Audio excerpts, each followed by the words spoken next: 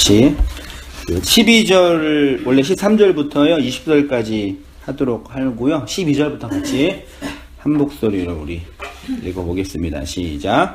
그러므로 무엇이든지 남에게 대접을 받고자 하는 대로 너희도 남을 대접하라.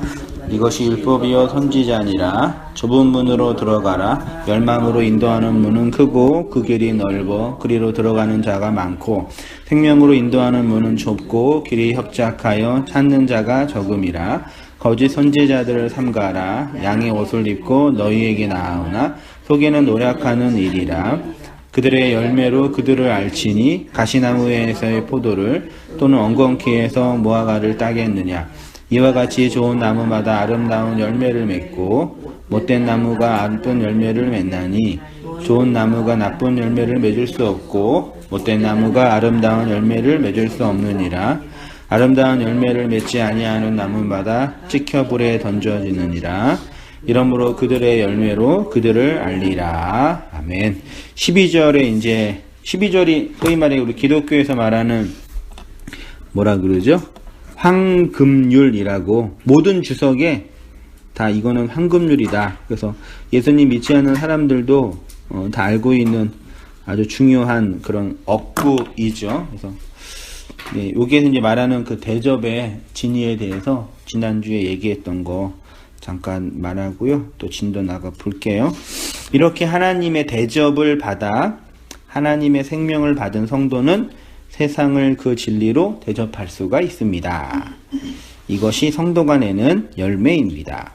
이렇게 세상을 진리로 대접하는 것의 또 다른 모습이 좁은 문으로 들어가는 것이고 거짓 선지자들을 삼가는 것이고 좋은 나무가 되어서 아름다운 열매를 맺는 것이고 결론적으로 19절에 예수님께서 그들의 열매로 그들을 알리라. 그래서 어떤 열매를 맺냐 이제 이게 중요하죠. 나쁜 열매를 맺으면 나쁜 사람, 좋은 열매를 맺으면 좋은 사람. 어떤 열매 맺으세요? 그래서 이제 대부분의 성도님들, 설교자들이 좋은 열매를 맺자. 어떤 좋은 열매요? 기도의 좋은 열매를 맺읍시다. 전도의 열매를 맺읍시다. 헌금의 열매를 맺읍시다. 이렇게 적용하기 편하게 이제 얘기하는데요. 그렇게 단순하게 도식하기가 매우 이제 어려워요. 우리가 노력하고 애써서 낼 수 있는 열매가 아니라는 거. 이게 이제 되게 우리가 노력해서 애써서 그렇죠. 열매. 생명은 엄마가 아이 낳나요? 엄마가 아이 낳았죠. 죽을 똥 말똥 해가지고 낳으셨잖아요. 근데 그거는 우리가 노력해서 나오는 거냐? 이런 거 한번 고민해 봤으면 좋겠죠. 그렇게 썼어요. 하나님이 원하시는 열매 해가지고요.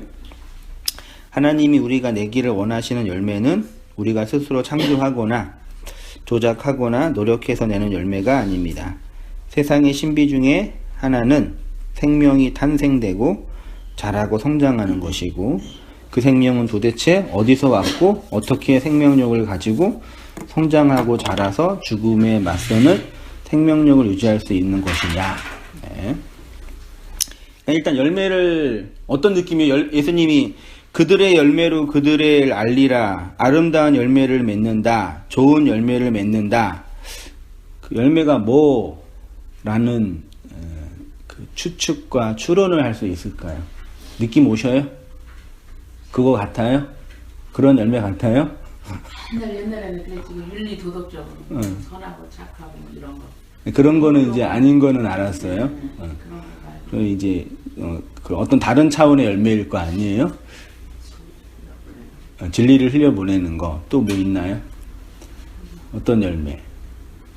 우리 안에서 나오는 우리 안에서 나오는 그 무엇이 있다고 이제 표현하시는 거예요. 이렇게 어떤 말씀을 통해서 뭐가 흘러나오는 뭐가 있다고 표현하는 거예요.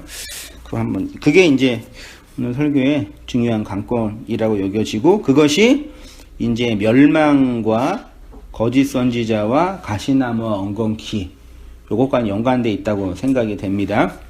자, 예수님이 말씀하시는 멸망의 문 좁은 문이죠. 과 반대되는 문. 거짓 선지자, 가시나무, 엉겅퀴 이런 것들이 의미하는 건 뭐냐? 한마디로 말하면 뭐라고요? 그냥 율법이다. 네, 마태복음 5장 6장에서 예수님이 지속적으로 말씀하시는 것이 율법을 폐하러 온 것이 아니라 완전하게 완성하려고 온전하게 하려 율법을 통해서 뭐 하나 새로운 걸 만들려고요. 그 진리에 이르지 못하는 그 상태를 율법이다. 네. 진리를 건네주기 위해 차서와 순서와 시간 속에서 건네주신 율법의 진리를 사랑이라는 내용으로 해석하고 이해하고 양식으로 받아들이지 못하는 그 상태를 율법 아래 있는 거다. 네. 따라서 율법 아래 있는 그 상태가 멸망으로 인도하는 문으로 들어가는 것이고 거짓 선지자들을 삼가하지 못하는 것이고 못된 나무이고 나쁜 열매다. 이렇게 한번 정의를 내려봤습니다. 그래서 율법의 선악 판단과 선악 욕망 아래서 율법의 노예로 끌려가는 사람들은 아름다운 열매를 맺을 수가 없다.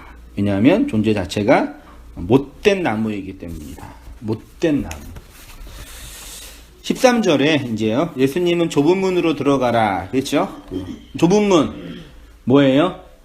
좁은 문, 좁은 길, 주님 십자가 지고 와. 자, 좁은 문으로 들어가세요, 권사님. 뭐세요? 힘들고 어려워도 교회 열심히 다니고 기도하고 애쓰고 예수님 안 믿는 신앙 없는 남편 위해서 다른 사람 위해 헌신하고 뭐 이런 거 좁은 문으로 이해하고 있는데 자 보세요. 어떻게 어디까지 보냐면요. 우리가 일반적으로 생각하는 좁은 문, 신앙적인 헌신, 어렵고 힘든 신앙의 길을 잘 걸어가는 예수님의 요구 정도로 이해하죠. 신앙생활 하는 거는 만만치 않습니다. 시간도 바쳐야 되고, 뭐 돈도 바쳐야 되고, 뭐 다른 사람들 이해해야 되고, 교회에서 헌신하고 봉사하는 게 쉽겠습니까? 그런 걸 참고 견디면서 잘 가야 합니다. 그런 이유가 좁은 문이냐? 네? 그동안 사기당했어. 사기예요? 사기 당했어요? 신앙의 길 어렵나요? 안사모님, 신앙의 길 어려워요? 어렵죠. 뭐가 어려워요? 남편 설교 듣는 게 어려워요? 그래도 간혹 기쁨도 있죠. 하나씩 있어요.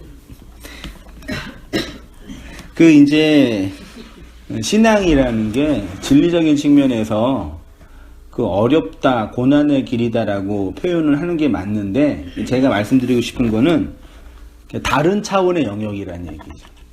그러니까 신앙생활 하기가 어려워요. 그 말은 틀리진 않지만 어려운 게 아니라 불가능한 거예요.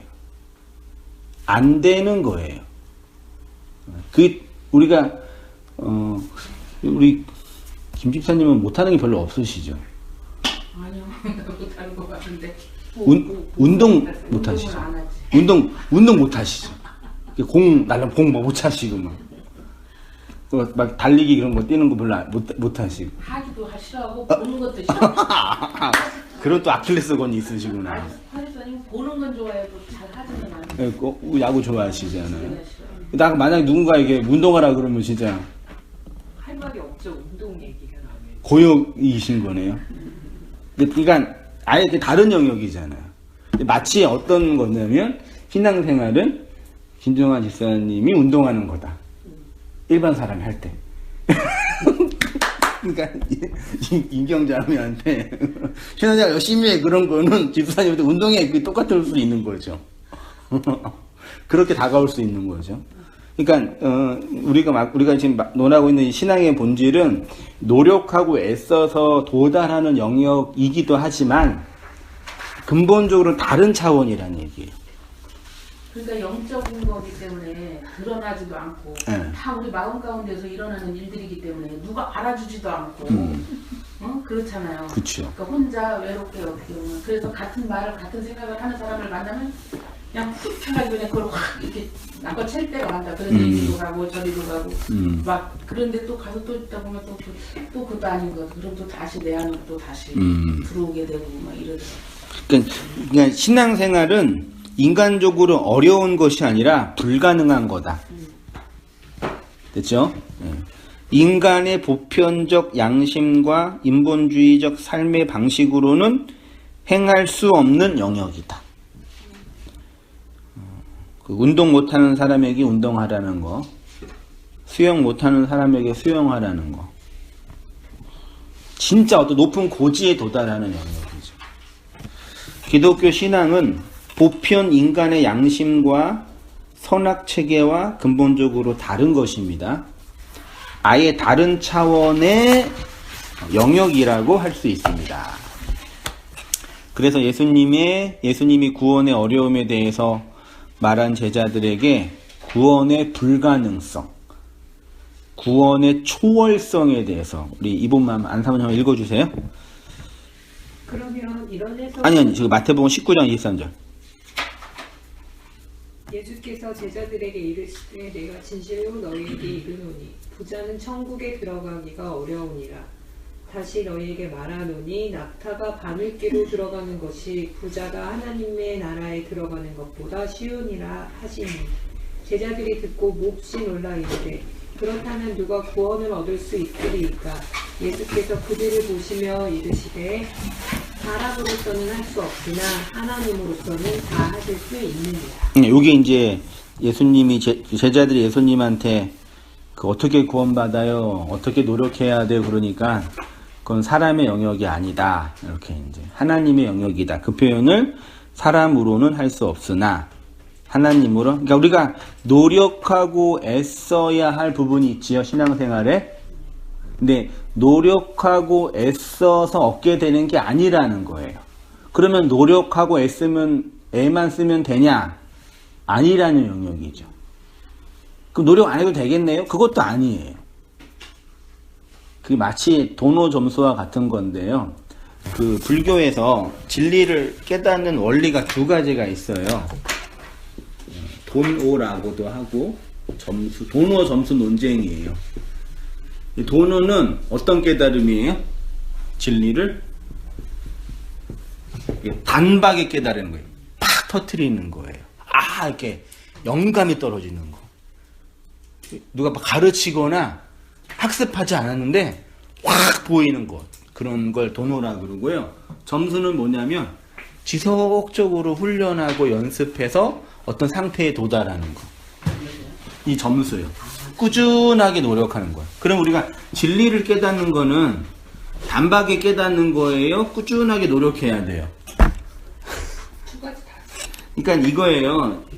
그 영어 공부하는 우리나라 사람이 영어 공부하는 것도 힘들잖아요. 외국어니까. 영어를 공부하면은 시간의 그래프, 시간과 이게 성장의 수준으로 할 때 영어는 시간이 갈수록 천천히 올라가는 이런 그래프가 아니에요. 어떤 그래프예요? 이렇게 가다가 안 올라가요. 이렇게 이런 식의 그래프예요. 그러니까 이걸 요거를 임계점이라 그러거든요. 어떤 상태에 도달하는 거예요. 여기까지 도달하기 전까지 여기에 도달하지 않으면 올라가지 않아요. 그러니까 여기랑 여기는 수준이나 상태로는 똑같아요. 근데 여기에 도달해야지만 올라가는 거예요. 놀랍죠? 그러니까 여기에 있거나 여기에 있거나 노력의 수준은 다 다르지만 여기에 있는 거랑 여기에 있는 거는 또 다른 영역으로 올라갈 부분에서는 다른다는 얘기죠. 그러니까 성령이 우리한테 떨어져서 이런 거 올라가는 거 있잖아요. 이렇게 올라가는 거 이런 거는 우리가 노력하고 애쓰는 것만으로는 안 된다고요. 예를 들어서 이렇게 우리가 진리를 고민해요. 한세현 목사가 진리를 고민해요. 그러니까 우리 성도님들이 진리보다는 그래요. 이렇게 초등학생 5학년짜들이 모여가지고 인생에 대해서 고민을 한다고 토론을 한다고 생각해 보세요. 야, 넌 인생에 어떻게 생각하니? 우리 엄마 그냥 맨날 다 똑같은 거로 지겨워 죽겠어. 넌 어떻게 생각하니? 나는 진짜 공부하는, 그렇게 애들이 고민하는 인생의 그 본질은 맞아요, 틀려요? 그 5학년짜리 애들이 고민하고 있는 그 고민의 본질은 틀려요, 맞아요? 걔네들이 고민하는 건 틀린 거에 맞는 거예요. 맞죠? 근데 우리 어른이 볼 때는 뭐예요? 우스운 거죠. 고민할 필요도 없는 거죠. 근데 애들은 심각하죠. 사람이 자살할 때나 극단적인 선택을 할 때 다른 영역에 있거나 높은 영역에 있을 때 볼 때는 사실 별거 아니에요. 전 지금 생각해서는 군대 가서 자살하는 애들 보면은 정말 안타깝고 불쌍하고 참 아쉬워요. 지금 지나고 보면은 진짜 별거 아니거든요. 심지어 막 상관이 구타하는 것도 지금 지나고 보면 별거 아닌데 그때는 지옥이잖아요. 그래서 못 견뎌가지고 죽는 거잖아요. 우리 인생도 그런 거거든요. 그러니까 이 영역에서 막 고민하고 애쓰는 게 필요해요. 필요하는데 이것이 전부가 아니라는 거죠. 더 선명하고 분명한 진리가 있는 거죠. 됐죠? 그러면 이제 그럼 보세요. 진리라는 거는요, 지식이에요? 그러니까 우리가 지식을 많이 알아도 불안해요. 그리고 많이 알면 또 까먹어요. 그 지적인 갈망, 하나님을 향해 갈망한다는 얘기는 지적인 갈망만 포함되는 게 아니죠. 그러니까 지적으로 갈망해야 돼요. 근데 지적인 갈망만으로는 안 돼요. 있죠? 그러니까 지적인 갈망이 아니라 무슨 갈망이 있을까요? 관계의 갈망, 존재의 갈망. 그러니까 지적인 갈망만 있는 사람은 안정감이 없어요. 희한해요. 많이 알고 모름의 문제가 아니라니까요. 제가 개척하고 나서요, 진리를 깨닫다고 하는 사람들을 여러 만났어요. 제야의 고수들. 저는 그게 좀 아이러니해요. 왜냐하면 자기가 진리가 됐대. 누구한테 무시하는 게 아니에요. 됐지, 되는 거지, 그거예요.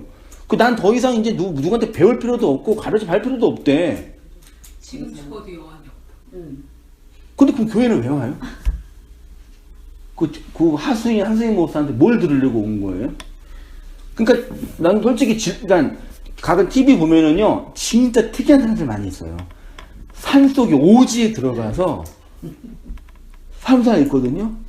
마치 심리적으로 볼 때요, 진리가 되면 그런 오지에 있는 분들이, 그래서 더 이상 누구와의 관계 안에서도 관계가 있건 없건 자기의 존재에 아무런 어려움과 불편을 느끼지 않는 분들이에요. 그런 분들은 세속으로 안 내려오잖아요. 아니, 근데 그럼 우리가요, 진짜 그 진리를 안 사람들은요, 알 수가 없다니까요. 그러면 저 산속에서 그냥 거기에서 자연과 함께 그냥 죽어 가시는 분들이에요. 그럼 그렇게 살면 되잖아요. 누가 뭐라 그래요? 와가지고 괜히 넌 진리가 못됐지? 또 몰라서 그래. 여기에 그 놀라운 그 기가 막힌 거 있어. 참 아이러니해요. 그런 분들의 심리를 이제 종교 심리나 정신 분석이나 심리학으로 이렇게 좀 이렇게 분석을 해보면요, 이런 지적인 갈망이 아주 탁월한데 심리적 안정감이 결여돼 있어요. 제가 내린 확신은 이거예요. 제가 그랬죠. 사람은 단 한 사람만 나의 마음을 나누고 나의 마음으로 교제할 수 있는 그 대상이 있으면 10사람 필요 없다고요. 근데 그게 없어요.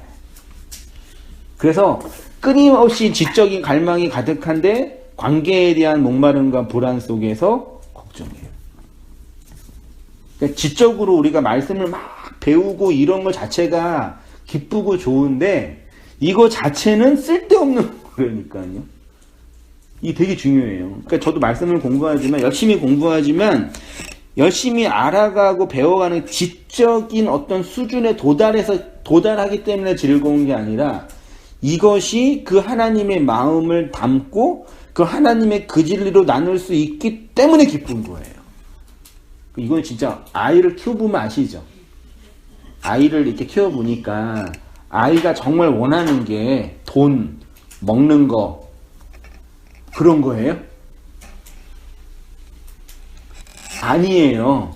엄마의, 아빠의 그 존재감이 확인되는 그걸 원하는데 아이는 아직 미성숙하니까 밥 주세요. 돈 주세요. 좋은 거 사주세요. 계속 엄마 아빠한테 그러는 거예요. 심리적으로 집안에서 남편한테 사랑과 존중을 많이 받는 아내는 밖에 나가서 가방 자랑, 돈 자랑, 아파트 평수 자랑 해요, 안 해요? 확실히 안 하나요? 안 해요. 그 심리적으로 분명한 논리예요. 밖에 나가서 돈 자랑 하는 여자들은 집에서 자기의 존중이 자녀들이든 남편이든 타인들에게 받지 않기 때문에 그런 걸로 돈이나 가방에서 치장하는 거예요. 그런 걸로. 심리적으로. 맞죠? 그래서 더 그걸 열망해요.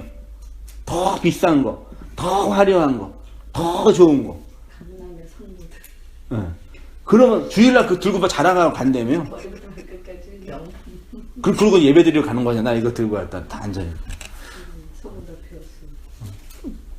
근데 이 진리의 영역에서 지적인 갈망과 말씀에 대한 사모함이 정말 하나님의 그 존재에 대한 갈망인지, 그리고 내 안에 내면적인 어떤 안정감인지, 요거를 이제 우리가 잘 해야 되나 돼.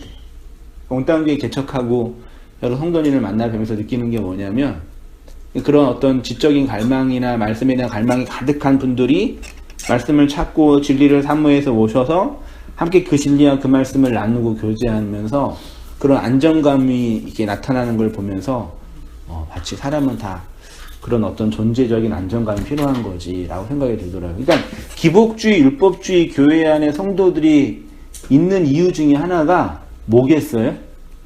존재감을 확인. 거기 있으면은 나라는 존재가 확인이 되고 나의 자리가 정해져 있고 내가 인정받고 안정감이 생기니까 진리와 비진리는 둘째 문제고 그거 있는 거예요. 그거 제가 나쁘다고 말하는 게 아니에요. 인간은 그렇게 누군가에게 존재적 의미와 안정감을 받아야지만 할 수 있어요. 그리고 하나님이 우리에게 그 진리에 대한 갈급함을 주신 이유는 우리를 그 진리 안에서의 자유와 안식으로 이끌기 위해서 주신 거죠.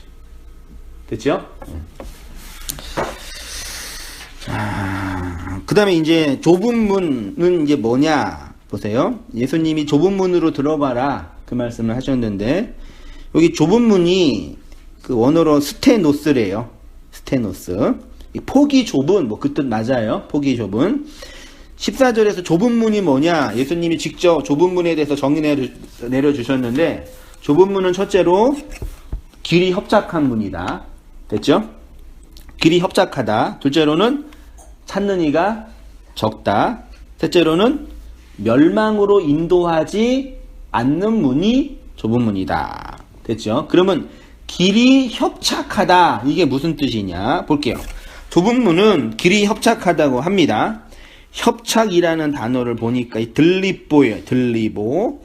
요게 압박하다, 박해하다, 억압하다, 누르다, 환난 주다, 수동태로 받다, 이런 뜻으로 번역이 됐대요. 바울에 의하면 이 환난은 성도가 뭐에 의해서요? 진리의 말씀에 의해서 끌려가는 과정 속에서 경험되는 환난. 성도가 이 땅에서 뭘 받아요? 환난을 받아요. 하나님의 나라에 들어가려면 뭘 겪어야 돼요? 환난을 겪어야 돼요. 그 환난은 뭐예요? 본질은? 네. 예수님 믿는 것 때문에 세상에서 미움받는 거, 그걸 성경이 말하는 환난이라고 하네요. 그것도 우리를 힘들게 해요. 근데 오히려요, 그런 것 때문에 환난을 받으면요, 더 신앙이 깊어져요. 아닌가? 이슬람 같은 데 가서 네. 발라면 더 강하게 생겨요, 오히려. 네, 본문이 말하는 환란은 뭐냐면, 뭔지 아시죠?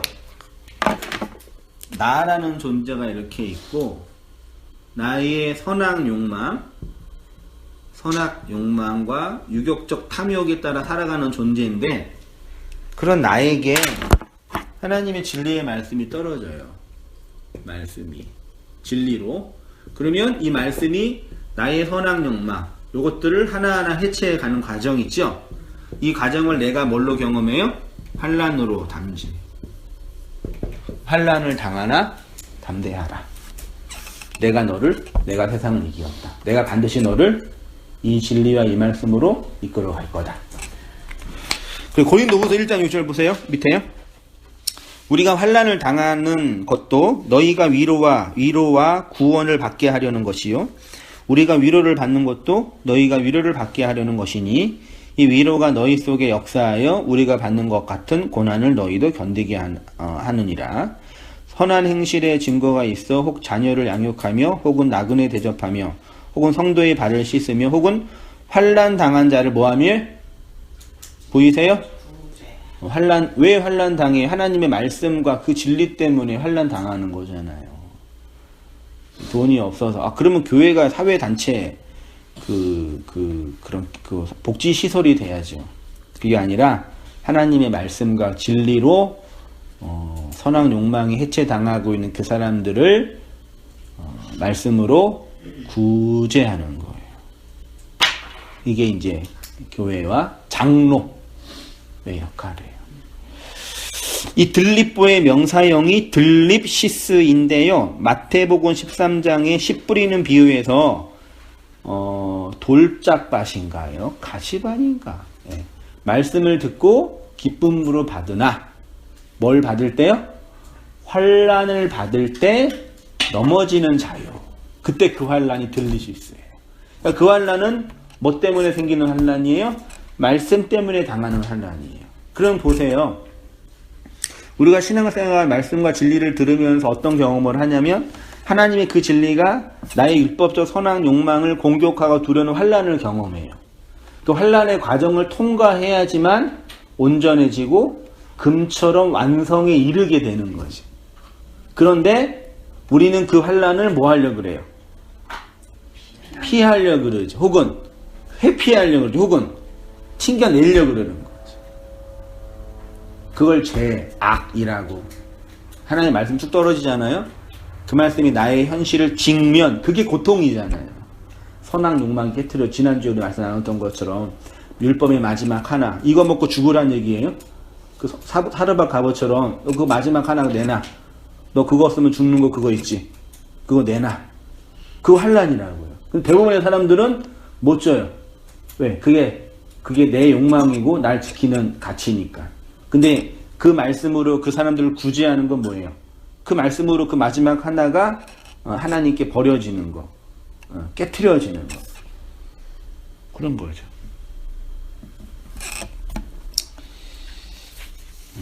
그 13장 21절에 말씀으로 말미암아 환난이나 박해가 일어날 때 넘어지는 자요.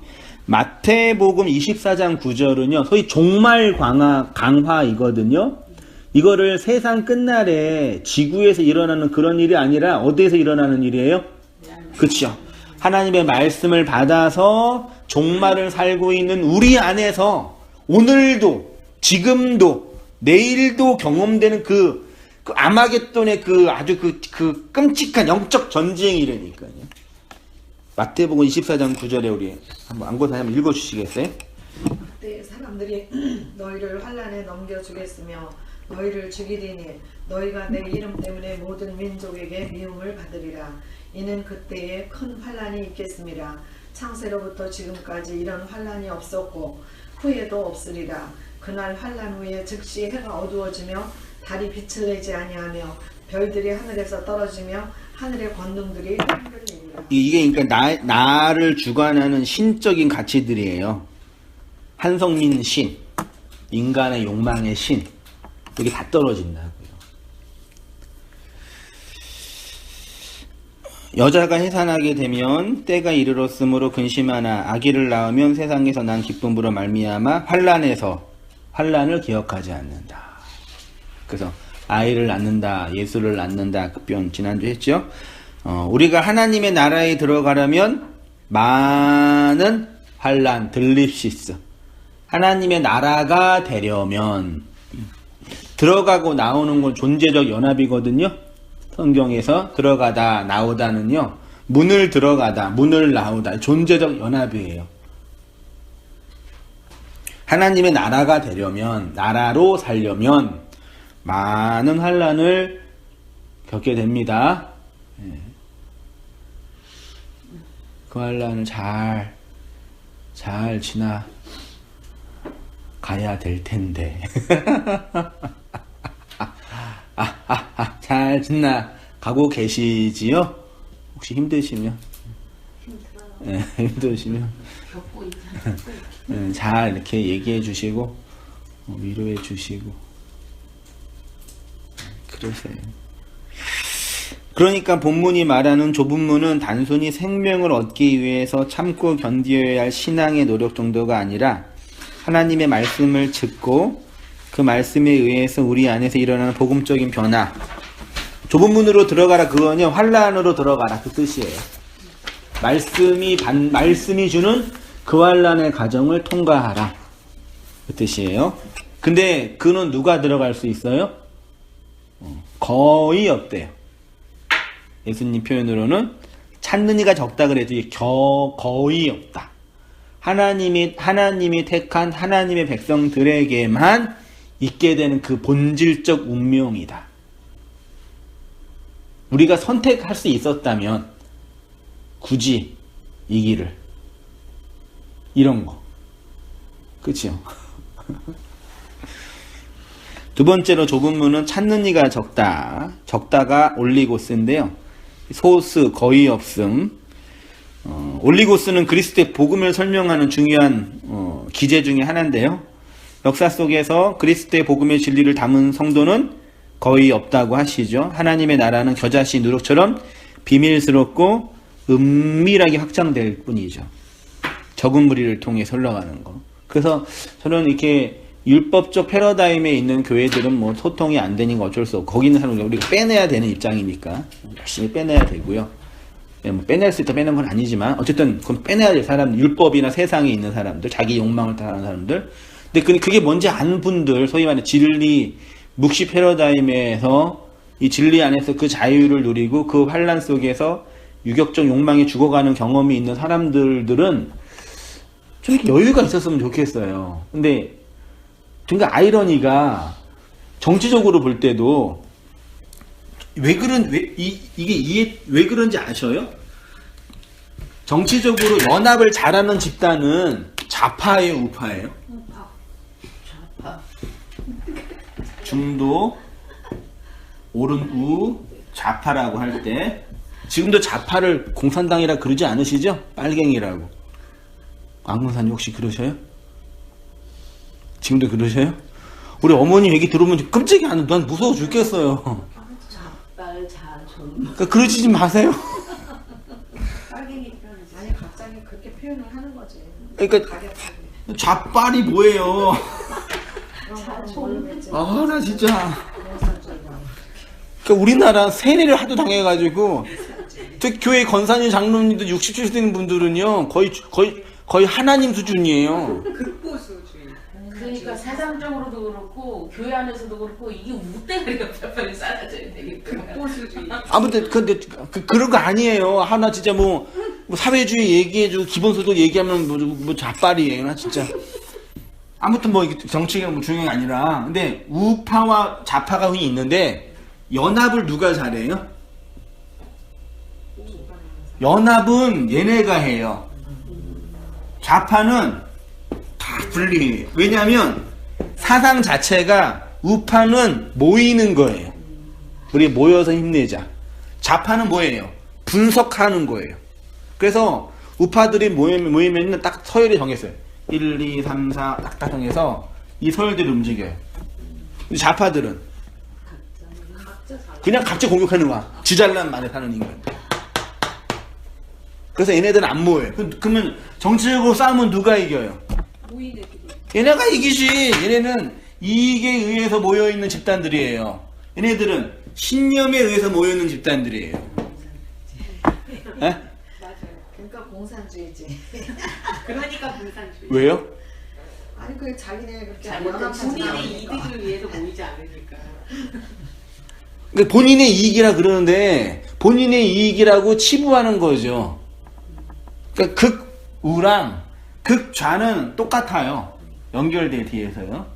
그러니까 그 세뇌는 어떻게 할 수가 없네. 자, 우리가 너무 신경 쓰세요. 내비둬요. 그래서 저게 사람사는 원리예요. 진짜 어떻게 근데 그렇게 행동들을 하잖아. 우리가 보이게 욕으로도 그런 소리를 하지. 연합이 안 되잖아. 진짜 그 사람들은 자기네 잘났다고 맨날. 그 이유가 뭐냐면요. 이 사람들은 인간의 개별성을 강조하고 이 사람은 집단성을 강조해요. 그러니까 국가를 위해서 이제 헌신해야지 그러는 거예요. 국가가 뭔데요? 국가를 위해 개인이 죽어도 상관없어. 옛날에 공안 시절에 건강검사가 청년들 막 잡아 족칠 때 국가를 위해서 헌신했단 말이에요. 그분들은요. 그 국가가 뭔데요? 그러니까 젊은 사람들은 목사님하고 다 똑같은 애. 아니에요. 그러니까 그때 애들 죽이면서 했던 때 그 신념은 국가였거든요. 그 국가는 자기한테 녹을 주고 있는 이 세상이에요. 자기 욕망이라 그 본질은요. 그게 박정희일 수도 있고 전두환일 수도 있는데 자기 욕망 따라 모여있는 집단들이에요. 그래서 잘 모여요, 이분들. 근데 이분들은 개인의 신념, 정신이 중요하다 생각하는 거예요. 그쵸? 근데 이거는 뭐 정치인데, 근데 뭐 하다 여기까지 나왔어? 어디 읽었었지? 우리는 이제 좌파는 진리를 다 이 얘기하려네. 근데 이제 여기가 교회를 위해서 헌신한다 그러잖아요, 우리가요. 그럼 그 교회가 뭐냐고요? 교회가 있어요? 하나님을 위해서 헌신한다 그랬잖아요. 그럼 그 하나님이 뭐냐고요?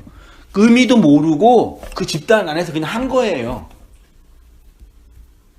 이해되시죠? 그 하나님의 내용이 뭔지 모르는 거예요. 근데 이제 교회적으로 볼 때 이 왜곡된 율법주의에서 나와서 개별적인 의미를 찾는 분들, 개별적으로 모여있는 분들이 그러면 이 개인적인 신념과 진리로 연합하고 그리고 또 격려하고 또 도전하고 말씀을 나누면 되는데 안 돼요. 아니 우리가 여기에서 나와서 외롭게 있는데 좀 이렇게 격려해주면 안 되나? 그러면 율법주의가 되는 건가요? 이단이라고 그랬습니다. 네? 그러니까 그게 아쉽다고 저는요. 그게 말하자면 뭐냐면요. 개인의 신념일 수도 있겠지만 개인의 똥꼬집일 수 있단 말이에요. 그러니까 보수주의 율법주의 교회에서 우리가 하나님을 위해서 헌신합시다 할 때 그 하나님과 너는 그건 진리가 아니야 할 때 그건 똑같은 거라고요. 이거 되시죠? 그러니까 인간은 어쨌든 뭐 그런 존재적 규정인데, 그러니까 우리가 진리가 되고 그런 율법과 그런 기복이 문제가 있다고 얘기했는데 거기서 나와서 뭘 만들어야 될지를 고민을 해야 됩니다. 제가 목회하고 성도님 만나 뵈면서 느끼는 저희 이제 목회적 그 어떤 필요성이랑 고민인 거죠. 그러니까 목사한테 그동안 되었어요. 목사한테 하도 많이 사기를 당해가지고 목사가 필요 없대요. 그래서 저기 어디 그 의정부인가 어디에는 그러니까 성도들끼리 모여서 인터넷 예배를 드려요. 근데 목사한테 소위 말해 평신도 교회를 한다는 양반 그런 게 있어요. 평신도 목사를 세우지 않고 목사에게 뭐 사례비나 어떤 그런 권력을 안 주고 옳지만해 모입니다. 형식적으로는요. 근데 어찌만 네가 목사죠 거기는요. 그 어떤 리더가 있는 거죠. 그 아래에 있는 사람들이 아무튼 그러는데 설교를 듣는데 김동수 목사는 설교를 들어요. 아이러니하지 않아요? 그 의정부에 있는 그 예지양 교회요? 예, 예. 거기 지금도 계속 하나 요새나 예장인 용인도 있던데. 아니, 그냥 상관없는데요. 그러니까 보세요.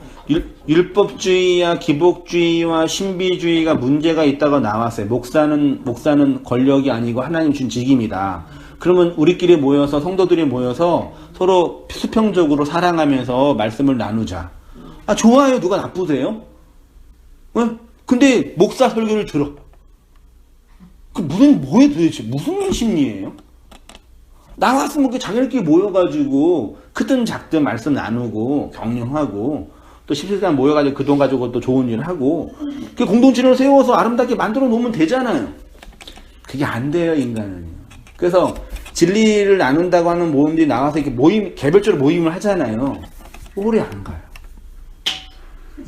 왜 그럴까요? 저도 맨 처음에 개척하고 나서 그런 걸 보고 싶었어요, 진짜. 저도 어차피 사역 안 하는 목사 아니니까. 어차피 저도. 어떻게 하나 보는데, 사람이 리더나 총대면서 앞에서 헌신하는 사람이 없으면 안 돼요. 서로 똑같은 위치에서 누군가가 헌신해주고, 누군가가 먼저 앞에 있어주고, 누군가 먼저 그 소위 부모된 심정으로, 리더의 심정으로 돗자리에서 펴줘야지 누가 모일 수 있는 거 아니에요. 그게 수평적으로 모여서 된다고요? 안 돼요. 그러니까 목사는 하나님이 세워준 사람이 아니라 우리끼리 모여 사는 건데, 그러면 진리를 아는 사람들끼리 근데 그러면 그 진리를 건드리는 사람도 목사란 말이에요. 웃기잖아요, 그러니까요. 나는 부모의 권력이 싫어. 네, 부모로서의 그런 권력을 지배하는 그런 어른들 싫어. 근데 자기도 부모한테 나왔잖아. 이해되시죠? 오늘날 무신론자들이 하나님 없다고 하는 사람들이 하나님 없어, 하나님 나빠, 하나님 싫어 막 하는데 하나님 없이는 존재할 수 없는 인간들이에요. 그거 똑같은 거라니까요, 심리적으로 볼 때는요. 그러니까 심리적으로 볼 때 뭐냐면요, 상처받은 거예요. 그래서 외로운 거예요. 누가 와가지고 그 상처 위로해주고 싸매주고 격려해주면 회복돼요. 그리고 그것 때문에 심지어 그런 교회에서 돈 잃어버리고 목사한테 사기당해가지고 수억 날리고 이런 분들이 이제 더 화가 나는 거예요. 말하자면. 그러니까 심리적, 본질적 어떤 영적인, 진리적인 측면에서 그 본질을 못 보고 진짜 내 안에 있는 감정적인 다양한 어려움들로 이 세대를 보는 거죠.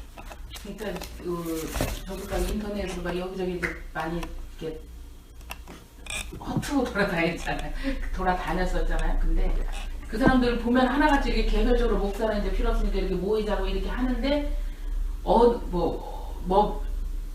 김성수 목사님 몇 편 로마서 몇 편 몇 번 이상 듣고 오세요 이러는 거예요. 네.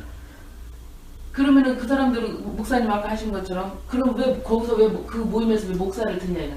그러니까 내가 스스로 깨달아 가진 그 양식이 있고 그래서 그런 사람들끼리 모여서 이렇게 서로 나누면 그거는 가능한데 그쵸. 왜 어느 목사 설교를 몇 번 듣고 와서 나눔을 가집시다. 이거는 틀렸다라는 그냥 거죠. 김동순 목사님 교회예요. 진짜 그냥 하나님이 진짜 말하자면. 깨닫게 해주셔서 네. 내 안에 진리가 있고 깨달아진 말씀이 있고 그 양식이 있으면 그건 진짜 얼마든지 평신도라는 말도 없지만은 우리끼리 그냥 형제들끼리 자매들끼리 이렇게 모여서 나눌 수 있다라는 거죠. 그건 진짜 길게도 얼마든지 갈 수 있어요. 그렇죠. 네. 근데 이제 그런 게 인간의 욕망이 그게 허락을 안 한다고. 그러니까 그거는 벌써 아직 내 안에서 예수가 아직 안 죽은 율법에 안 죽은 그러니까 그게 율법 네, 저기라고 뭐냐, 하지만 그게 아니래요. 내면적인 실력이나 성숙함이 있어서 그러니까 인간관계가요. 우리가 사는 게 그러니까 꼭 이런 측면에서 그 진리의 본질만으로만 살지 않아요, 우리가요. 그렇죠? 그런 걸 좀 넓게 보면서 좀 종합적이고 가능한 편견을 없애버리고. 그러니까 내가 그분들에 대해서 비난하는 게 아니라 그러니까 앞뒤가 안 맞으니까. 아니 그러면 그냥 나를 존경하고 내가 그동안 말씀을 들을 수 있는 그 목사가 섬기는 교회에서 가서 함께 참여를 한다든지. 그게 아니라 그러면 그냥 나와서 진짜 진리가 돼가지고 진리로 살든지. 맨날 인터넷 기웃기면 뭐 설교 들으려고 그러고 뭐 진리가 됐다며. 누가 뭐가 필요해요? 진리가 됐다 그러는데. 와가지고 또 하면서 너 니네 교회는 어떤 교회네 또 아직 니네가 진리가 안 됐네. 왜 그 정신적인 질환인가 심리적인 외로움인가 도대체 뭐가 이렇게 만들었을까 이렇게 그런 답답함이 있는 거예요. 그 인간은 진짜 그 내면의 그 깊이가 무적행이 더 혼란하게 깊어요. 그런 결론에 이르게 됐어요. 하나님의 나는 그 비밀스럽게 적은 무리들을 통해서 이루어진다. 그리고 맨 아래 단락이요.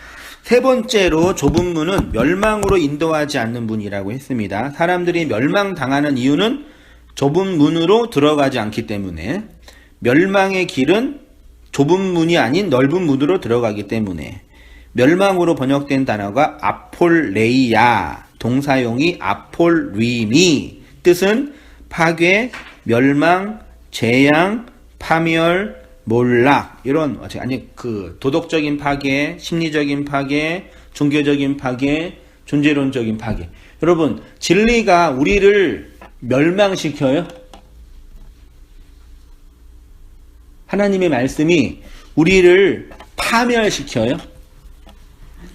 그 전에 가졌던 그럼 파멸과 자기 깨어짐의 차이가 뭐죠? 같은 거예요? 깨어진 파멸, 그러니까 멸망당하는 거랑 진리에 의해서 해체당하는 거랑 같은 거에 다른 거예요. 그러니까 자기 부인과 존재에 대해서 멸망당하는 거. 네, 그냥 그 멸망당하는 거랑 용어 차이지만, 그러니까 진리에 의해서 내가 공격을 당하는 거랑 여기서 말하는 넓은 문으로 가기 때문에 파괴, 파멸당하는 거랑 다른 거죠. 그러니까 자기 깨어짐이랑 자기 학대는 다른 거예요. 자기를 학대하면서 자기를 깨진다고 말하는 사람들이 있으니까. 파멸당하면서 내가 진리로 해치다가 있다고 말하는 사람들이 있으니까. 그러니까 그 하나님의 말씀이 우리를 공격한다고 할 때, 우리를 파괴한다고 할 때 그 파괴는 생명을 잇는 파괴죠. 표현을 하자면요. 그냥 존재의 멸절이 아닌 거죠. 하나님이 누구죠? 요백에 와가지고 요백을 파멸시킨 거죠. 어떤 의미에서는요. 멸망시킨 거죠. 그치만 그 멸망은 요백의 진짜 생명을 건네주기 위한 과정으로서의 멸망인 거죠. 그러니까 지금 예수님이 좁은 문으로 들어가지 않는 자에게 주어지는 멸망은 그런 진리에 의해서 우리가 해체되어져서 생명을 잉태하는, 출산하는 차원의 그 깨어짐이 아니라 존재의 멸절. 말하자면 그거예요. 사람들은 그걸 무서워해요. 멸망당한 거 무서우시죠? 왜 사람들이 그런 지옥, 고통, 잃어버림 이런 걸 무서워하는지 아시죠? 그게 나라는 존재가 사멸되기 때문에. 진짜 무서운 게 뭐세요? 안고사님 뭐 무서우세요? 무서운 게 뭐가 무서우세요? 무서운가요? 네. 뭐가 공포예요? 뭐가 두려움이에요? 진짜 무서운 게 뭐예요? 뭐 육적으로 해요, 영적으로. 아무거나요. 그 차이가 어디 있어요, 우리가요. 노년에 대한 공포? 그런 거 있죠. 이거 없을 수는 없죠. 그게 진짜 무서워요. 뭐 무섭다는 것보다는 네. 염려가 되고 네. 신경이 쓰이는 부분이 그치요. 있지. 네. 건강해야 된다는 또 건강에 대한 공포. 우리 황 집사님은 저는 그냥 빨리 갔으면 좋겠어요. 우리 김 집사님은 거. 좀 더 알다가 가야지 빨리 나. 그냥 갔으면 좋겠어요. 다 아셔. 아니 당근 아니지만 난 더 알아야 되니까 좀 이따 가야 돼. 그 알아서 하시고 그거는요. 안사모님 뭐가 무서우세요? 사는 게 무섭죠. 사는 게 무서워요? 사는 게 무서워. 지옥이 사는 게 무서우니까 빨리 가고 싶은 마음도 생기는 거죠. 그럼 사는 게 좀 안 무서우면 빨리 안 가. 아니면 빨리 가. 안 무서우면 만약에 좀. 사는 거는 그냥 이렇게 세상적으로 살아가는 건 별로 뭐 무섭고 뭐 이런 거 그냥 견디고 어려움이 있으면 견디면 된다 이런 저거가 있는데 내가 이렇게 열심히 하나님을 믿는다고 신앙생활 했는데 진짜 하나님 앞에 가서 난 너 모른다 이러면 어떡하나 뭐 이런 점이야 아니 아직 내가 깨달은 게 없어서 적어서 그죠. 하나님이 가끔 우리에게 멀리 계시는 듯한 느낌이 있을 때가 있죠. 우리가 감각하고 감지하고 느끼는 건 다 육체의 감각인데 그런 게 있죠. 하나님 많이 알기를 원하는 것보다도 이렇게 안에 들어와서 한 가지라도 아는 것을 하나님 기뻐하시잖아. 그래 이제 두려움이 안 생겨. 그러니까 보세요 이제 그럼 우리의 개별적인 그런 공포와 두려움은 개별적인 거고요. 근본적으로 존재적으로 본다면 인간이 공포와 두려움 속에 있는 본질은 제가 뭐라고 했냐면 존재의 사멸과 나의 의미를 찾지 못함이라고 제가 표현을 했어요. 나라는 그러니까 아까 하나님이 하나님이 나를 모른다고 하실 것 같다는 두려움은요, 의미에 대한 그 무서움이에요. 하나님이 나를 하나님의 그 존재로 의미화하지 않는 거, 그게 두려움이잖아요. 인간이 언제 행복하다 그랬어요? 다른 사람에게서 나의 의미가 확인될 때. 그래서 너무 안 해주니까 가방 비싼 거 들고 넓은 집에 살고 좋은 차를 몰면 나 이런 인간이 나 좀 봐줘 이거예요. 심리는요. 그 우리는 좀 놀아가지고 대단하십니다 이렇게 해주니까 지가 그런 줄 아는 거예요. 최선실 봐요. 똑같잖아요. 진짜 나라는 존재의 의미를 이렇게 정의해줄, 의미화해줄 그 대상이 아무도 없는 거예요. 살을 맞대고 사는 부부도, 어떤 자식도, 어떤 존재가 나의 이거를 의미화할 수 있어요. 나도 날 모르는데. 그 인간은 여기에 대한 존재적인 공포와 두려움이 있어요. 그래서 처음 태어난 어린아이는 무조건 누구를 붙잡아요? 엄마를 꽉 붙잡아요. 그 애착이라 그러거든요.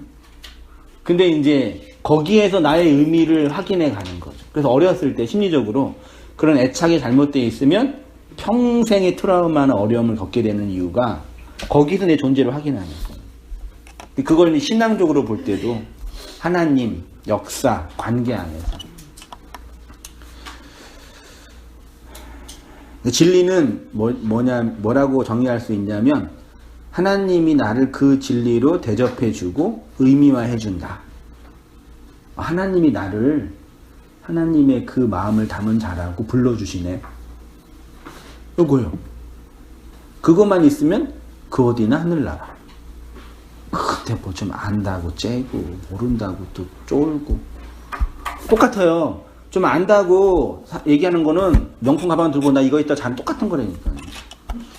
좀만 기억 상실하면 다 잃어버릴 거 가지고 그거 안다고 여기 아주 기가 막힌 거 있다고 당신 목회할 때 도움될 거야. 정말 저를 사랑하고 배려해주는 사람이면 그렇게 안 하겠죠 저한테. 그런 사람이 어디 있겠어요. 인간관계나 사람과 관계를 맺을 때 되게 중요해요.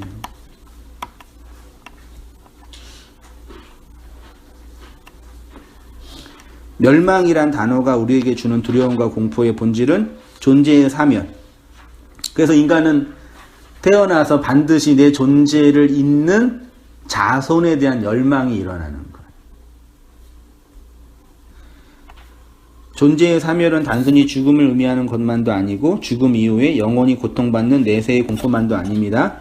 인간이 스스로 멸망당한다고 할 때 그 멸망의 본질은 자기 존재의 의미를 규정하지 못하는 것, 무의미로 있는 것. 또 한번 생각해 보세요. 하나님은 누구냐라고 말할 때 나는 뭐냐 이렇게 나는 뭐다. 여기 의미잖아요. 되게 중요해요. 인간이 태어나서 요거 하나 발견하고 가는 거예요. 근데 몰라. 세뇌만 당해가지고 나는 하나님의 자녀고 나는 뭐고 그러는데 살다 보면 또 아닌 것 같고 나는 뭐다.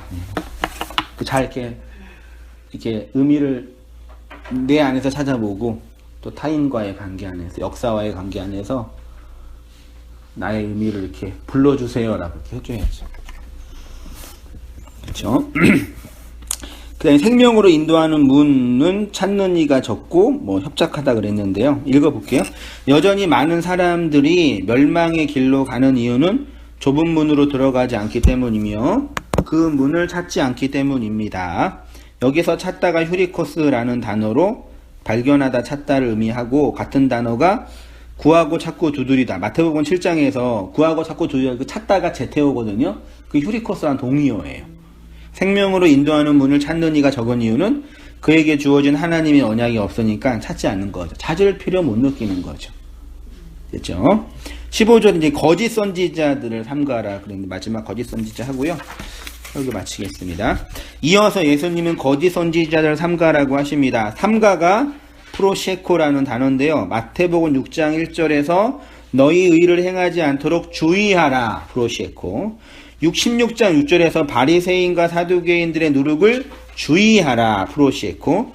누가복음 21장 34절에 스스로 조심하라. 그렇지 않으면 방탕함과 술 취함과 생활의 염려로 마음이 둔하여지고 뜻밖의 그날이 덕과 같이 너희에게 임하라. 이때 주의하라. 이게 프로셰코예요. 거짓 선지자들을 조심하라. 주의하라요. 그러면 거짓 선지자들은 뭐냐? 우리가 일반적으로 생각하는 거짓 선지자는 사이비 교주 정도 생각하죠? 이만희, 또 누구지? 안상홍, 또 통일교는 누구예요? 문선명, 뭐 이런 인간들이 거짓 선지자라고 교회에서 얘기하는 그 사람들은 그냥 신흥 종교의 CEO. 아, 너무 탁월해. 진짜 그 사람들은 천재예요. 인간관계의 천재. 사람의 심리의 천재예요. 어떻게 하면 사람의 심리를 잘 이용해서 긁어모을까? 탁월해요. 예배 시간에 바구니 돌리는 건 누가 개발했을까요? 고민 안 해봤어요? 푸코라는 철학자가 다 그런 걸 고민해요. 성은 언제부터 있었지? 정신병자는 언제부터 만들어 있었지? 그리고 또 목사는 언제부터, 그리고 기원을 많이 공부해요. 그러니까 되게 깊어져요. 바구니는 언제부터 돌렸죠? 예배 시간에? 중세 때요? 제가 몰랐는데 청년들이 그 얘기를 그때는 얘기 안 하고 지금 얘기해 주는데 청년 예배 시간에 바구니를 돌려요. 옛날에 다 돌렸지. 옛날에는 무조건 돌렸잖아요. 근데 이걸 안 내면 이 쪽팔려. 그래가지고 어떻게 돈은 없고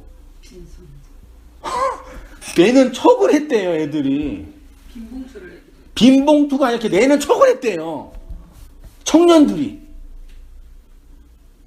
60대 70대는 어른들이 다른 사람 이목을 중히 여기는 분들이면 상관없는데 청년들이. 저는 그때 몰랐어요. 그러면은 이걸 이렇게 잘 돌리면 그러면 이 내야 되는 분위기도 만들고 내도록 하는 거구나. 시작한 거잖아요. 그런 거 잘 만들어서 돈 버는 거 거짓 선지자 아닌가요? 여기서 말하는 거짓 선지자들은 그런 사람들이 아니에요. 네, 거짓 선지자는 교회 안에 여전히 있어요. 나쁘다고 말할 필요도 없죠. 어떤 의미에서는요. 보세요. 율법으로 자기 욕망의 신으로 살게 함. 거짓 선지자들을 한마디로 말하면 성경의 말씀을 율법의 행위로 가르쳐서 그 말씀을 듣는 자들로 하여금 열심히 율법의 행위 아래 있게 하는 자들. 열심히 치성을 드리세요 할 때 그거는 너의 돈을 하나님께 드리라는 헌신을 얘기하는 거지만 내면으로 들어가다 보면은 너의 그 욕망을 네가 확장할 수 있는 좋은 방법이 이거야 라고 욕망을 부추기는 거예요. 네가 청년 때 헌신하고 노력하면 너의 인생을 하나님이 인도해 주셔. 라는 그 얘기는 하나님께 헌신하는 그 열정을 열망하는 표현이기도 하지만 내가 이 땅에서 성공하고 번영하고 싶은 그 욕망을 부추기는 거예요. 여러분이 전도하면은 하나님의 교회가 성장할 뿐만 아니라 여러분의 자손들이 번영할 수 있습니다. 라는 얘기는 전도에 대한 열정을 부추기는 얘기가 아니라 내 자손이 나의 헌신을 통해서 번영할 수 있는 그 욕망을 부추기는 거라니까요. 안 무서워요? 나 안에 있는 그 욕망의 신, 그 귀신적, 그 마귀적 그거를 어떻게 하면 잘 확장할 수 있는 방법을 가르치는 거예요. 지금 인터넷에 신흥 업종 중에 하나가 뭔지 아세요? 잘 나가고 있는 업종? 로또 6자리 맞춰주는 거. 아니요, 그냥 뭐 프로그램이나 그런 회사가 있어요. 확률적으로. 진짜 맞아요? 한번 좀 해볼까? 근데 복권 잘 당첨되는 내가 그 가게 상장동에. 있어요? 근데 서로 다 자기 되면 1등 그 제일 많이 그. 네. 그러니까 그거는 우리의 그 욕망을 부추기는 거예요. 저는 진짜 그거 이렇게 공부하면 무서워 죽겠어요, 진짜. 아, 그렇구나. 우리가 그렇게 순진하고 순수하게 내 욕망을 따라 살아왔구나. 야, 목회 잘 안 되지, 한성민. 야, 이렇게 하면은 교회 금방 부흥해. 그럼 제가 저는 안 쫓아가지만 대부분의 모든 목사 다 쫓아다녀요. 그 성공한 목사님들 테이프를 듣고 그대로 토시 하나 안 받고. 예. 그 조용기 목사 똑같이 하냐. 그러니까 그런 거 보면 진짜 무섭다니까. 이 세상이 진짜 귀신이 세상이고 지옥인 게 그 욕망, 그 무적행들. 그렇구나. 나도 그렇구나. 그게 거짓 선지자예요. 그 이단들은 요걸 진짜 잘해요. 탁월하게. 잘 이렇게 조정해가지고. 연애할 때 그런 거 잘하면은 다 이성을 금방 한심을 살 수 있겠죠. 이 사람 좋아하는 거, 원하는 거. 내려오셔서요. 거짓 선지, 예수님은 거짓 선지자들이 어떻게 온다고 하냐면 양의 옷을 입고 온다고 했어요. 양의 옷. 성경에서 양은 상징하는 게 두 가지 정도 있는데, 첫째는 하나님의 백성, 목자의 돌봄과 인도하심을 필요로 한 존재로서의 양이고, 둘째는 희생제물로 드려지는 양. 전자로 해석을 하면 하나님의 백성처럼 보이지만 그 속은 일이라고 하고요. 후자로 해석하면 희생제사의 옷을 입고 오는 자 정도. 그러면 거짓 선지자가 하나님의 백성에게 와서 뭘 하냐면 율법의 행위, 열심히 자기 희생을 만들어내서 하나님께 인정받는 자가 되라. 그것을 가르칩니다. 그래서 그들이 가장 열심히 요구하는 것은 희생제사로서의 치성을 드리는 종교심. 지난주에 치성의 심리 얘기했었죠. 마지막 하나를 지키기 위한 종교적 헌신이 치성이다 그랬어요. 근데 하나님은 그 마지막 하나를 없애라고 하시는 건데 그거 지키겠다고 꾸역꾸역 그 치성을 드리는 거예요. 치성을 드리는 게 나쁜다는 얘기가 아니라요. 이런 식의 설교를 하면 그러면 누가 교회 봉사하냐, 누가 교회 헌금하냐, 누가 자꾸 그런 얘기가 나오는 건 당연한 거예요. 그래서 거짓 선지자가 어떻게 사람들을 미혹한다님 하냐면 너희의 희생 제사로 하나님께 인정받는 자가 될 수 있다. 예수님이 우리를 위해 죽으셨다고는 기독교의 가장 중요하고 소중한 교리를 인간을 치장하기 위한 수단 정도로. 예수님은 목숨이 음식보다 중요하고 몸이 의복보다 중요하다고 하셨습니다. 음식을 통해서 목숨이 살고 의복을 통해서 몸이 보호받는 것처럼 율법을 통해서 진리에 이르고 희생 제사를 통해서 그리스도의 영을 받는 이 진리의 원리. 그러나 거짓 선지자는 열심히 희생 제사를 드리게 하고요. 세상과 간음하게 하고요. 이것이 곧 거짓 증거라고 제가 말씀드렸죠. 산상수훈에서요. 거짓말하면 형제를 살인하고 간음하는 자가라고 했고 거짓 선지자는 그렇게 열심히 희생제사와 자기 욕망을 따라 세상과 짝하며 살라고 한다는 것이죠. 그게 세상과 짝하며 살아가는 거예요. 세상과 짝하는 게 열심히 돈 벌고 바빠서 주일 못 지키고 성경 공부 참여 안 하고 돈 욕심 때문에 헌금 안 하고 이게 세상과 짝하는 게 아니에요. 이런 건 다 이제 정리되셨죠? 네. 그쵸? 확실하게? 안 되셨어요? 되셨어요? 되셨죠? 또 왔다 갔다 그러시면 안 돼요. 딱 정리하시고, 그 다음에 이제 그 다음 걸 하세요. 그리고 그 안 된 분한테 잘 얘기해 주시고. 노력하는 일이라는 단어가 하르팍스로서 약탈자, 탐심하는 자, 개걸스럽게 먹는 자, 강도. 예수님이 거룩한 것을 개에게 주지 말라고 하고 진주를 돼지 앞에 던지지 말라고 하셨는데요. 하나님의 말씀을 자기 욕망으로 받아들여서 그 욕망의 충족과 확장을 위해 사용하는 거짓 선지자, 거짓 신자들이 바로 이러한 개와 돼지라는 얘기죠. 자기 욕망을 위해서 그게 개걸스럽게 먹는 그 짐승들의 그 모습을 그대로 이렇게 표현하는 거예요.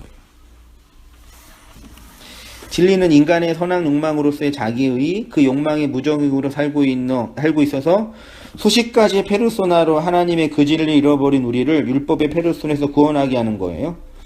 개와 돼지 같은 자들이 그것으로 자기 욕망의 배만 채우며 개걸스럽게 하나님 말씀을 율법으로 취하는 자들.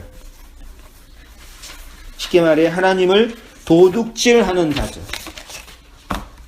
그래서 그 진리는 개와 돼지들에게 주어지지 않는다. 그 뜻이에요.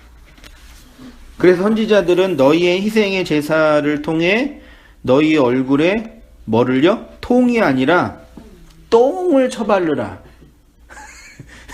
열심히 희생제사 들고 있는데 야 필요 없어. 똥이나 얼굴 쳐바르라. 나가시. 그러는 거예요. 얼마나 당황했을까요? 영혼의 그냥 얼굴에 이거 보세요. 얼굴이 뭐예요? 얼굴 무슨 우리나라 말이죠? 정신, 꼴이라 그러죠. 꼴불견, 꼴값 할 때 이 모양이에요. 그러면 정신의 모양이 얼굴이에요. 그래서 마음의 고통이 가득한 사람은 그 고통이 어디로 나와요? 얼굴로 수심이 가득한 걸로.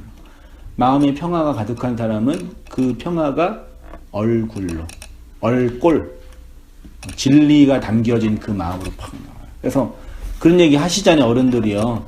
40살 넘으시면 여러분의 인생의 얼굴은 누가 책임지셔야 돼요?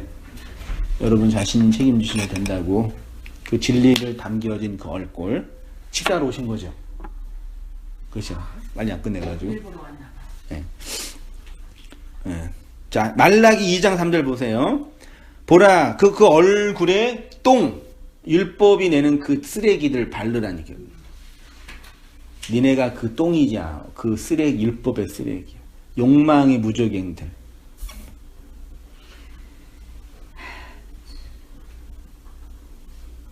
똥이 왜 나와요? 먹었으니까. 뭘 먹고 에너지로 만든 쓰레기잖아요. 그러니까 진리의 에너지를 만들려고 하는데 그거는 버리고 똥만 취하는 거예요. 보라, 내가 너희의 자손을 꾸짖을 것이요 똥 곧 너희 절기의 희생의 똥을 너희 얼굴에 바를 것이라. 너희가 그것과 함께 제하여 버림을 당하리라. 만군의 여호와가 이르노라. 너희 조상의 날로부터 너희가 나의 규례를 떠나 지키지 아니하였도다. 그런즉 내게로 돌아오라. 그리하면 나도 너희에게로 돌아가리라 하였더니 너희가 이르기를 우리가 어떻게 하여야 돌아가리이까? 사람이 어찌 하나님의 것을 도둑질하겠느냐? 그러나 너희는 나의 것을 도둑질하고도 말하기를 우리가 어떻게 주의 것을 도둑질하였나이까 하는도다. 이는 곧 11조와 봉헌물이라. 너희 곧 온 나라가 나의 것을 도둑질하였으므로 저희가 저주를 받았느니라. 만군의 여호와가 이르노라. 너희의 온전한 11조를 창고에 들여 나의 집에 양식이 있게 하고 그것으로 나를 시험하여 내가 하늘 문을 열고 너희에게 복을 쌓을 것이 없도록 굳지 아니한가 보라. 이스라엘은 온전한 11조가 무엇인지 몰랐습니다. 그래서 그들의 마음 곳간에 사람들을 살게 하는 양식으로서의 진리가 없는 거예요. 똥만 가득한, 욕망이 똥만 가득한 거죠. 그 진리를 먹고 살게 하는 그 생명 에너지가 없는 거예요. 똥만 처바르려고 맨날 그러는 거예요. 우리가 이렇게 하나님을 도둑질하며 살아가고 있습니다. 그러니까 선지자들은 우리 자신이기도 하고 우리의 선한 욕망을 부추기는 율법이며 그 율법을 껍데기로 전하여 탐욕의 신을 섬기도록 한 율법의 교사들이라는 것입니다. 그래서 예수님은 그들의 열매로 그들을 안다고 하신 것입니다. 우리의 선한 욕망을 율법으로 태우면 진리의 양식이 우리의 인생 역사 속에서 우리의 말을 통해서 흘러나오는 거죠. 얼꼴을 통해서요. 온전한 11조의 양식으로.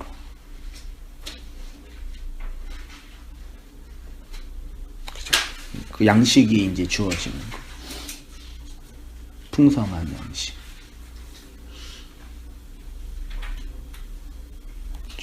그게 이제 복이라고. 그 양식으로 하나님 나라의 마세르 테루마, 온전한 11조. 11조와 봉헌물 있는 거예요. 그러니까 이 본문이 그런 의미인데 너무 고지고대로 들어가지고 슬프지만 그 양식으로 또 잘 살아갔으면 좋겠습니다. 식사 빨리 하셔야 되나요? 여기 잠깐 뭐 그러면 느낀 점 한 말씀 짧게.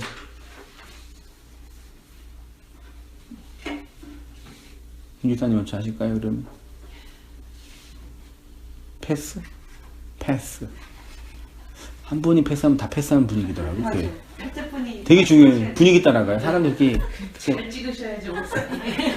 첫 단추를 잘 찍어야. 그 안사모님? 김성원 왜 하시면 하고 그 여기하고 여기로 가면 되겠네. 이리로 가고 이렇게.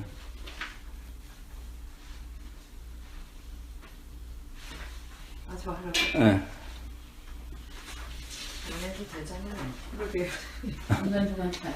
우리 안권사님이 말씀이 많이 줄어들으셨어요. 옛날에는 제가 거기서 설교 들으면 거의 한 3분의 1은 검사님 말씀 들었던 거였어요. 거의 진짜. 어마어마하게 지금 공격이 와가지고 요즘에 좀 말씀 아니 은혜를 받으신 거예요? 아니면 포기를 하신 거예요?